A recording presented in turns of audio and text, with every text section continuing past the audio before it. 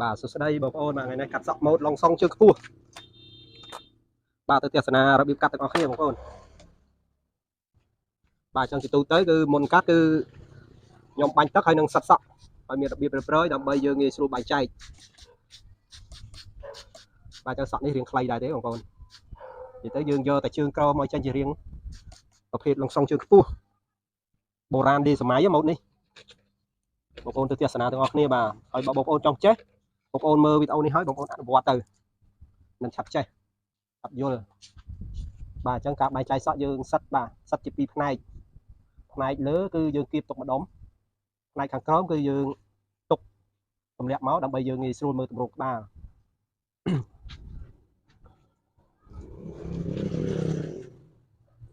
បាទចឹងបងប្អូនដែលចង់បានសម្ភារៈកាត់សក់បងប្អូនអាចតាក់ទងមកខ្ញុំបានខ្ញុំមានលក់សម្ភារៈកាត់សក់ដូចជាម៉ូទ័រកាត់សក់ដងឡាមកន្លទឹកគ្នាពីបែងចែកសក់ក្រាស់តូចក្រាស់ធំគឺមានហើយធានាគុណភាពល្អប្រើបាទជាទូទៅគឺខ្ញុំកាត់សក់ដំបូងគឺខ្ញុំបែងចែករួចខ្ញុំប្រើពុំបាទកាត់គឺខ្ញុំប្រើពុំលេខ2បងប្អូនបាទយើងប្រើក្រាស់អញ្ចឹងទុបមកយើងរុញឲ្យត្រង់ឡើងលើរុញត្រង់ឡើងលើយើងផោយមុខត្រាយងើចេញក្រៅបន្តិចដើម្បីឲ្យវាចេញជារាងមុខពលាកនេះហៅថាប្រភេទឡុងសុងជើងខ្ពស់សម្រាប់បងប្អូនរៀនថ្មីបងប្អូនប្រើពុំស្រួលបាទស្រួលកាត់វាអត់ជ្រុលវាអត់ខូចបើវាជ្រុលក៏យើងអាចកែបានដែរដោយសារយើងប្រើពុំអញ្ចឹងខ្ញុំប្រើពុំនេះបាទខ្ញុំកំពុងកាត់នេះគឺខ្ញុំប្រើពុំលេខ2លេខ2នេះគឺប្រវែងវាគឺ6មីលីម៉ែត្របាទច្បាស់អត់បងប្អូនបាទច្បាស់អត់បាទកាមេរ៉ាថ្មីសាកកាមេរ៉ាថ្មី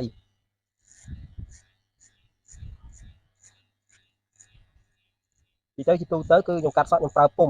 តែ3ពុំទេពុំកាត់ដំបូងគឺខ្ញុំប្រើពុំលេខ2ចុះពីលេខ2ខ្ញុំប្រើលេខ1ចុះលេខ1ខ្ញុំប្រើលេខកន្លះបាទអញ្ចឹងកន្លែងខ្លះអត់មានលេខកន្លះទេអញ្ចឹងបងប្អូនខ្លះក៏គាត់សួរថាបងកាត់សក់នឹងប្រើពុំលេខអីបាទលេខអីខ្លះអញ្ចឹងប្រាប់ដល់បងប្អូនដែលគាត់អត់ទាន់ចេះប្រើពុំបងប្អូនប្រើកាត់ដំបូងគឺប្រើពុំលេខ2ចុះលេខ2មកគឺលេខ1យើងកាត់ជាថ្នាក់អញ្ចឹងងាយស្រួលធ្វើស្មោលវាឡើងស្មោលទៅបានស្មូតស្អាតអញ្ចឹងប្រើពុំ3ពុំលេខដំបូងលេខ2ចុះពីលេខ2លេខ1ចុះពីលេខ1លេខកន្លះហើយបើយើងចង់ឲ្យស្មោលខាងក្រោមកាន់តែស្ដើងគឺយើងប្រើមុខកត្រៃផ្ទាល់អញ្ចឹងកត្រៃនេះងាយស្រួលណាស់បងប្អូនហើយបងប្អូនចង់បានកត្រៃហ្នឹងមានលេខកន្លះមានអីទៅមួយសេតមកសម្រាប់បងប្អូនដែលរៀនថ្មីហើយតម្លៃធូរថ្លៃខ្ញុំព្រីសេវាដឹកឲ្យនិយាយទៅខ្ញុំលក់នេះគឺចែកជូនបងប្អូនប្រើទេដើម្បីឲ្យបងប្អូនបានប្រើទៅវាស្រួលបាទឥឡូវខ្ញុំប្រើពុំលេខ2រួចខ្ញុំមកប្រើពុំលេខ1វិញលេខ1គឺប្រវែងវាបាទគឺស្មើនឹង3មីលីម៉ែត្រហើយលេខ1នេះបើយើងខ្លាចស៊ីខ្លាំងយើងខូចបាទបន្តិចមកដើម្បីកុំឲ្យវាស៊ីសខ្លាំងពេក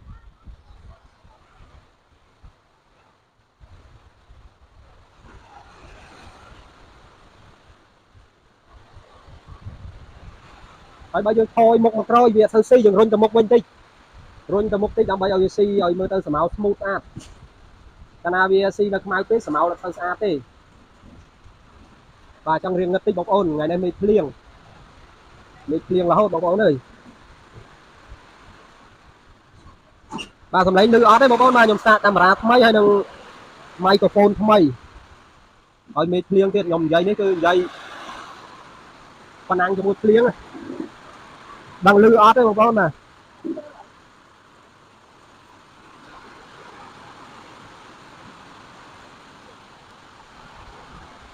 ហើយខ្ញុំថតនេះខ្ញុំសូមអនុញ្ញាតពីគាត់បងប្អូនណាមិនមែនចេះថតទេហើយគាត់ម៉ួយវាចាំនៅកន្លែងខ្ញុំហើយនិយាយទៅគាត់មកកាត់ទៅកន្លែងខ្ញុំទេហើយអរគុណគាត់ដែលបានមកទទួលសេវាពីកន្លែងខ្ញុំមកអរគុណមែនទែនទាំងបងប្អូនទាំងអស់ដែលមកទទួលសេវាកន្លែងខ្ញុំមកអរគុណដែលគ្រប់គ្រងនេះបញ្ជាក់បងប្អូនណាខ្ញុំប្រើពុំនេះគឺប្រើពុំលេខ1មិញខ្ញុំប្រើដំបូងខ្ញុំប្រើពុំលេខ2អញ្ចឹងចុះពីលេខ2គឺលេខ1អញ្ចឹងកាត់សក់ខ្ញុំបែងចែកជា3ផ្នែកបងប្អូនបាទផ្នែកក្រោមគឺផ្នែកទី1ផ្នែកលើផ្នែកកណ្ដាលនេះគឺហៅផ្នែកទី2ផ្នែកខាងលើគឺផ្នែកទី3អញ្ចឹងបងប្អូនដែលគាត់រៀនថ្មីគាត់អត់ដឹងថាកាត់ពីណាទៅមុនទេ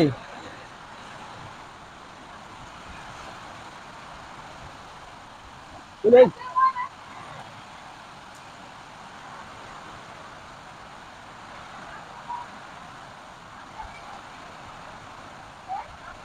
ភ្លៀងខ្លាំងបងប្អូនភ្លៀងអូភ្លេចយកមួកបងចុងភ្លេចយកទុកបាត់ហើយអើយភ្លៀងដល់អូភ្លៀង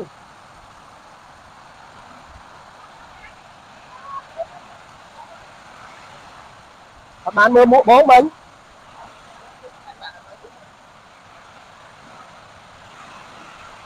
បាទឥឡូវទស្សនាការកាត់ទាំងអស់គ្នាទៀតបងប្អូននេះខ្ញុំប្រើពុំលេខ1សិនប្រើលេខ1ហើយបានខ្ញុំប្រើពុំលេខកន្លះបងប្អូនមើលស្មៅទៅបាទគាត់ដល់លេខ1គឺស្មៅមើលទៅស្អាតហើយនៅយើងប្រើលេខកន្លះទៀតស្មៅវាកាន់តែ smooth កាន់តែម៉ត់ស្អាតទីទៅក្រាស់មួយខាងលើគឺយើងសឹកតម្លាក់ចឹងរហូតក្រាស់នេះដើម្បីសឹកមកសក់ណាដែលសល់វាធ្លាក់មកហើយអញ្ចឹងសក់សល់យើងកាត់ថែមបាទអញ្ចឹងទស្សនាទាំងអស់គ្នាបងប្អូនមើលឃើញទេបាទស្មៅលេខ1នេះគឺមើលទៅវា smooth មកល្មមទេបើយើងប្រើលេខកន្លះទៀតរឹតតែម៉ត់បាទរឹតតែម៉ត់ហើយអញ្ចឹងយើងដាក់ពុំលេខកន្លះឥឡូវយើងប្រើលេខកន្លះបងប្អូនបាទលេខកន្លះនេះបងប្អូនថយមុខបន្តិចសិនមកដើម្បីចាក់ស្ដែងដល់ពេលយើងកាត់ចាក់ស្ដែងទៅបើវាស៊ីខ្លាំងគឺយើងថយវាមិនទៅយើងរុញទៅមុខវិញពុំលេខកន្លះនេះយើងបោះក្រោមទេបើវាមិនទៅស៊ីយើងសេរីមុខឲ្យឡើងទៅមុខវិញឲ្យវាស៊ីតិចអញ្ចឹងយើងថយខ្លាំងពេកធ្វើឲ្យស្មៅវានៅរាងខ្មៅហើយវាស៊ីដល់សក់កាលណាយើងថយមកក្រោយខ្លាំងពេកវាអត់ស៊ីដល់សក់ទេអញ្ចឹងពេលហ្នឹងគឺយើងបោះលេខកន្លះហ្នឹងគឺដៃយើងសេរីអានេះរហូតសេរីតិចបាទសេរីថ្មិញកត្រៃហ្នឹងស៊ីទៅតាមដែលយើងចង់បាន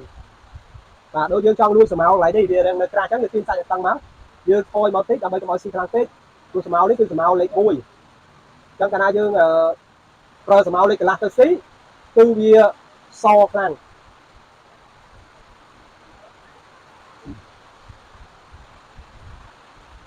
បាទសម្លេងលឺអត់បងប្អូនសម្លេងលឺអត់ខ្ញុំនិយាយនេះនិយាយបណ្ដាញជាមួយភ្លៀងហើយលេខភ្លៀងខ្លាំងហ៎ប៉ុន្តែខ្ញុំដាក់មីក្រូហ្វូនដាក់មីក្រូហ្វូនអញ្ចឹងរៀងដឹងលឺឲ្យសាកមីក្រូហ្វូនថ្មីដាក់មីក្រូហ្វូនថ្មីនេះមីក្រូហ្វូនខ្ញុំដាក់នៅខ្លួនខ្ញុំនេះប៉ុន្តែដឹងលឺបងប្អូនបើលឺជួយ comment ប្រាប់មួយផងឥឡូវខ្ញុំកំពុងតែព្យាយាមបោះជើងក្រោមឲ្យម៉ត់ពេលហ្នឹងយើងប្រើលេខកន្លះគឺយើងសេរីថ្មិញហ្នឹងឲ្យស៊ីខ្លាំងស៊ីតិចស៊ីសស៊ីរៀងមកល្មមគឺយើងសេរីត្រៃនេះស្រួលប្រើបងប្អូនវាអាចសេរីទៅបានគ្រប់កលៈទេសៈដែលយើងចង់បានអញ្ចឹងបងប្អូនចង់បានសម្ភារៈកាត់សក់ដែលធានាគុណភាពល្អប្រើបាទកុំភ្លេចបាទជាងកាត់សក់ប៉ាតាំងគីលក់ធានាឲ្យបងប្អូនយកទៅប្រើប្រាស់គឺស្រួលសម្រាប់បងប្អូនលក្ខណៈអាជីពព្រោះបងប្អូនជាងយើងភាគច្រើនគាត់ទៅទិញអីវ៉ាន់ទិញកត្រៃផ្សេងទៅទិញតាមអ្នកលក់អនឡាញទិញមកកាត់អត់កើតទេទិញយកមកកាត់អត់កើតកាត់អត់មុតកាត់ទៅឆាប់ក្តៅកាត់ទៅវាអត់បើសក់ចូលអញ្ចឹងធ្វើឲ្យយើងខាតកាពិការយើងកាត់អត់កើតទៀតអញ្ចឹងកត្រៃនេះខ្ញុំលក់ដាច់ទៅបងប្អូន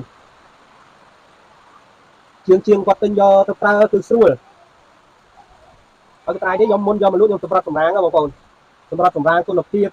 សម្រាប់សម្រាងថ្មមើលថាថ្មកាន់មើលថាកាត់អត់ក្តៅសម្លេងស្ងាត់ឲ្យវាមានលេខកន្លះជាពិសេសហ្នឹងលេខកន្លះបងប្អូនបាទលេខកន្លះគឺស្រួលសម្រាប់បោកសម្រាប់កាត់ម៉ូដសម័យថ្មីម៉ូដ fade high fade taper mullet បាទគឺពពួក fade ហ្នឹងគឺស្រួលគឺប្រើលេខកន្លះហើយសម័យឥឡូវគឺសក់គេប្រើតែបាទម៉ូដសម័យជើងសហ្នឹងគឺស្រួលអញ្ចឹងខ្ញុំប្រើលេខកន្លះរួចវានៅស្មៅខាងក្រោមនេះវាអត់ទាន់សស្អាតខ្ញុំប្រើមុខកត្រៃផ្ទាល់ប៉ុន្តែខ្ញុំប្រើខ្ញុំថយបាទថយមុខកត្រៃនេះបន្តិចវាឲ្យបោសខាងក្រោមនេះយើងសេរីឲ្យមុខឲ្យស៊ីសតិចក៏បានដែរខាងក្រោមនេះឲ្យស៊ីសអញ្ចឹងមកឲ្យស៊ីសត្រឹមនឹងមកវាឲ្យចាំយើងថយមុខកត្រៃមកកម្រិត 0.3 គឺយើងបោះឡើងលើឲ្យវាចាប់មួយនឹងពុំលេខកន្លះយើងចំហៀងនេះយើងទុកឲ្យខ្មៅបន្តិចក៏បានដែរដល់ពេលយើងសម្រាប់មកឃើញស្មៅស្អាតបាទសំខាន់ជើងនេះសខាងក្រោយនេះសគឺស្មៅទៅមើលទៅ បាទមើលទៅស្អាតអាហ្នឹងមើលទៅលក្ខណៈmode taper បងប្អូនប៉ុន្តែម៉ូតនេះគឺហៅថាម៉ូតឡុងសុងខ្មែរយើងបងប្អូនបាទម៉ូតឡុងសុងខ្មែរយើងម៉ូតឡុងសុងជើងពោះបាទអញ្ចឹងយើង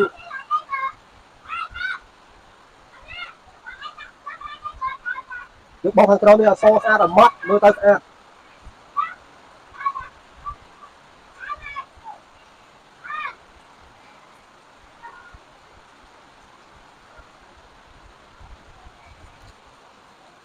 បាទច្បាស់អត់ទេបងប្អូនបាទកាមេរ៉ាđây đây បោះឲ្យមាត់ចឹងមកវាសម្ៅឡើងតិចទៅវាស្អាតបងប្អូនណាដល់ពេលខាងលើនេះគឺយើងសេរីមកត្រាយថយត្រូវអស់នៅកម្រិត 0.5 ដើម្បីកុំឲ្យវាស៊ីខ្លាំងពេកកាលណាស៊ីខ្លាំងពេកវាបាត់ចំណោទបាត់រៀងជើងសក់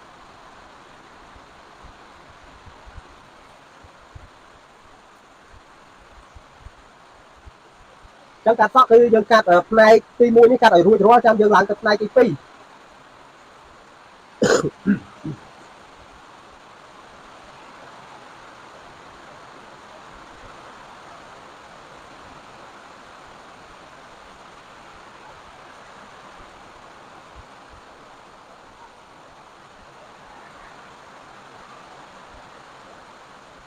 តតកោបងប្អូនមកព្រៀងចង់លិចផ្លូវហើយព្រៀងដល់កោព្រៀងចង់លិចផ្លូវម៉ូតូឡើងចង់លិចអូដាក់ចេះរីស្មាបងប្អូន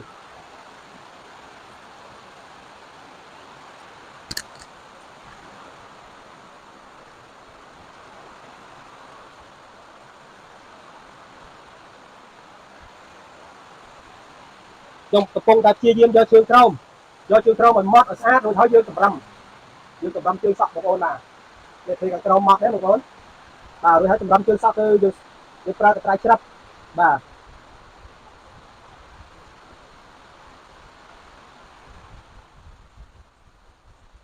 យើងប្រើកត្រៃច្រាប់ចឹងមកបាទយកចាញ់ជារាងជើងសក់ចឹងមកកន្លែងនេះរាងកោងតិចមកបងប្អូនណា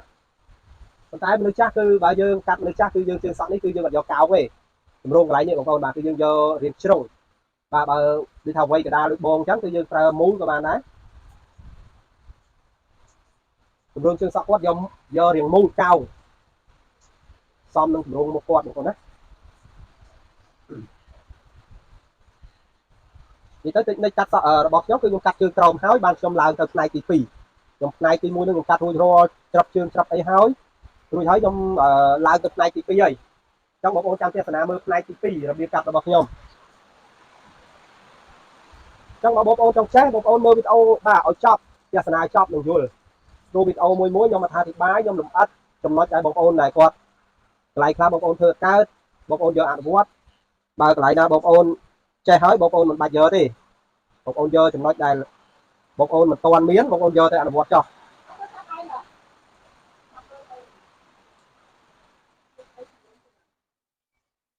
បាទឥឡូវផ្នែកទី1ជិតរួចហើយបងប្អូនបាទឥឡូវចូលដល់ផ្នែកទី2គឺខ្ញុំបាញ់ទឹកសិនបងប្អូនណាអញ្ចឹងផ្នែកទី2យើងបាញ់ទឹកសិនមកដើម្បីមើលសក់ណាដែលវាប៉ើងហ្នឹងយើងបាញ់ឲ្យធ្លាក់មកឲ្យវាចូលគ្នាបាទឲ្យស្មើអូនេះទៅលេងទឹកទៀតឯងបាទយើងបាញ់អញ្ចឹងមកយើងកាត់ផ្នែកទី2បងប្អូននេះផ្នែកទី2នៃការកាត់របស់យើងគឺផ្នែកទី2គឺនេះមកជុំហ្នឹងអញ្ចឹងយើងប្រើក្រាស់ប្រើពីក្រោយទៅមុនក៏បានប្រើពីមុខមកវិញក៏បានបាទទៅតាមបងប្អូនកាត់ទេបងប្អូនកាត់ពីមុខមកមុនស្រួលបងប្អូនយកមកពីមុខបងប្អូនយកពីក្រោយទៅស្រួលគឺយកបងប្អូនឈរក្រាស់ដើរទៅចេះពីក្រោយហើយមកពីមុខដេកចេះមកពីក្រោយគឺយើងរៀបឆាត់ក្រាស់ចេះ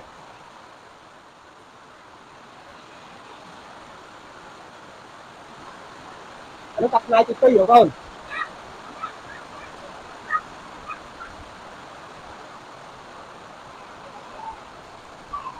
បាទចឹងផ្នែកទី2រួចរាល់គឺខ្ញុំច្រាប់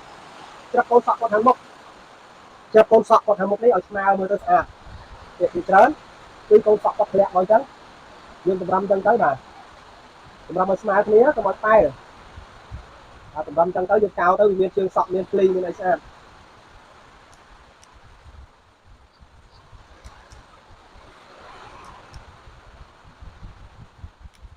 បាទអញ្ចឹងផ្នែកទី1និងផ្នែកទី2រួចរាល់នៅផ្នែកទី3គឺផ្នែកខាងលើ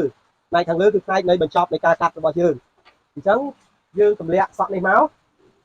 ទម្លាក់គ្នាបនឹងមកដោះគ្នាបចេញទម្លាក់សក់យើងមើលដឺក្រេសក់បាទដឺក្រេសក់របស់គាត់គឺអត់ទៅបាទអត់ទៅវែងអត់ទៅហួសដឺក្រេប្រហែលទេគ្រាន់តែបើយើងសក់នេះបើយកប៉ុណ្ណឹងមកក៏ស្អាតដែរបើថាយើងកាត់ចុងតិចតិចដោយសារចុងហ្នឹងវានៅវែងមួយកន្លែងអញ្ចឹងបងប្អូនបាទអញ្ចឹងខ្ញុំថតភ្លីខាងនេះមួយសិនបងប្អូនបាទហើយបានថតទេបងប្អូនខាងនេះងឹតចឹងអត់បានថតទេខ្ញុំថតភ្លីហើយខ្ញុំយកសក់លើខ្ញុំយកសក់លើថែមតិចទៀតទេខាងលើយកតិចតិចទេដោយសារតម្រងសក់គាត់ទុកប៉ុណ្ណឹងក៏បានយើងយកចាញ់តិចក៏បានព្រោះដូចក្រែសក់គាត់ស៊ីជាមួយនឹងផ្នែកទី1និងផ្នែកទី2ហ្នឹងវាស៊ីគ្នាហើយអញ្ចឹងយើងចាប់តិចតិចទៅចាប់មើលដូចក្រែសក់បងប្អូនណា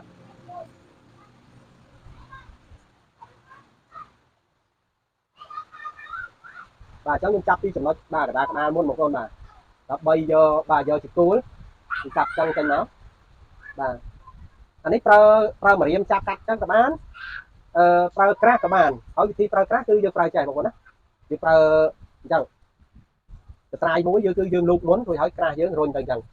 អានេះហៅថាកាត់ប្រើក្រាស់អានេះកាត់លក្ខណៈបែបបុរាណហើយបែបសម័យយើងគេប្រើតែម្រាមឥឡូវនេះបាទអញ្ចឹងមកយើងចាប់ទៅឃើញហើយឃើញតែក្រេវាឡើងមកសក់ដែរត្រូវកាត់ចោលហើយបាទយើងចាប់កាត់តិចតិចទេបងប្អូនបាទដោយសារសក់គាត់ហ្នឹងគឺអត់សូវវែងអត់សូវហួសដូចក្រេប្រហែលទេ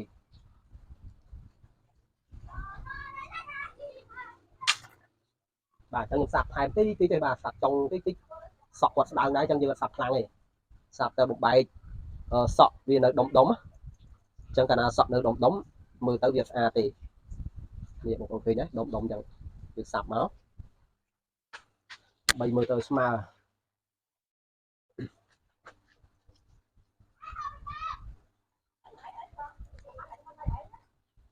វាមេឃភ្លៀងដល់ភ្លៀងទៅរៀងងឹតដល់ខ្ញុំបើកកាមេរ៉ារៀងភ្លឺវារៀងស្លេកហ្មងបងប្អូនកាមេរ៉ានេះវាដូចវាសូវថតទៅស្អាត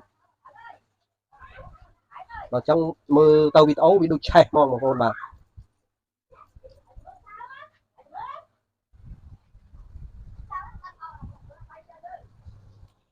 ព្រោះទូរស័ព្ទខ្ញុំថតបើទូរស័ព្ទខ្ញុំថតរៀងច្បាស់ប៉ុន្តែទូរស័ព្ទខ្ញុំដាក់មីក្រូហ្វូននេះដាក់អត់ត្រូវដល់អញ្ចឹងខ្ញុំយកទូរស័ព្ទកូនខ្ញុំថតបើទូរស័ព្ទកូនខ្ញុំថតទៅវាទៅច្បាស់ទេគាត់ថាមិនអាចមើលបានបងប្អូនបាទនេះបងប្អូនបាទសក់នេះរួចរាល់ហើយនៅតែកៅទេ